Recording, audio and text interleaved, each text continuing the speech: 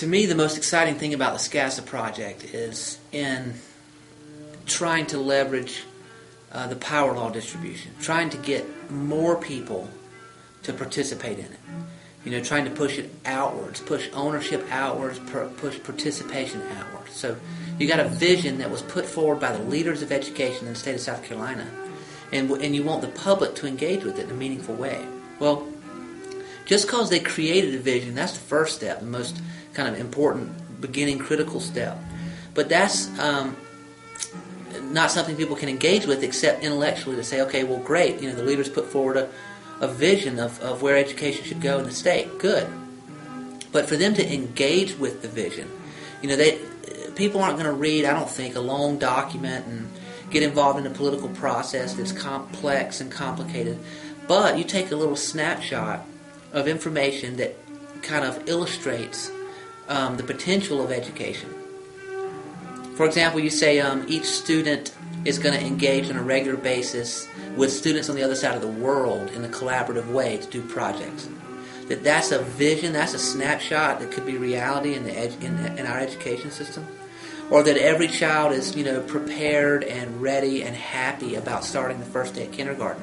You know, is that a pipe dream, or is that what we should aspire to? And, you know, we're never perfect, we never achieve everything, but isn't that what we should aspire to? So, you know, I think disseminating the vision out to the public in the state, it takes getting people engaged with those snapshots, those little visions of what education could be like, because that's what's compelling. That's where I could engage. That's where my wife could engage. That's where our friends could engage. The business sector can engage.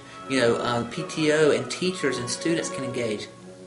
There's 28, 29 of these little snapshots that are well-articulated little visions of something specific that really opens the mind or pushes the issue of where are we taking education in the state? What do we see happening in the future?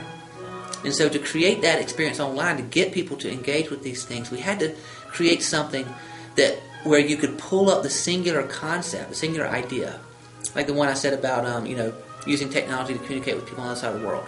You pull that up and you look at that and think about that and see examples about that. You can start conversations about that. You can share that using social media. You can discover conversations about that topic, that idea. You can create things like blogs or whatever you want to create around that idea. The only way to make that idea a reality, or the only way to make that idea be a tool to affect meaningful change, is for that idea to be engaged with by people who are interested in that.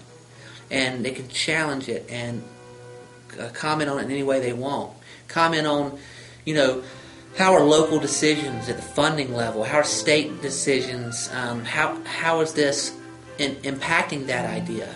Is it making us move towards that idea or move away from that idea? So, to me, the most exciting part of this project is this notion that we want to leverage the community.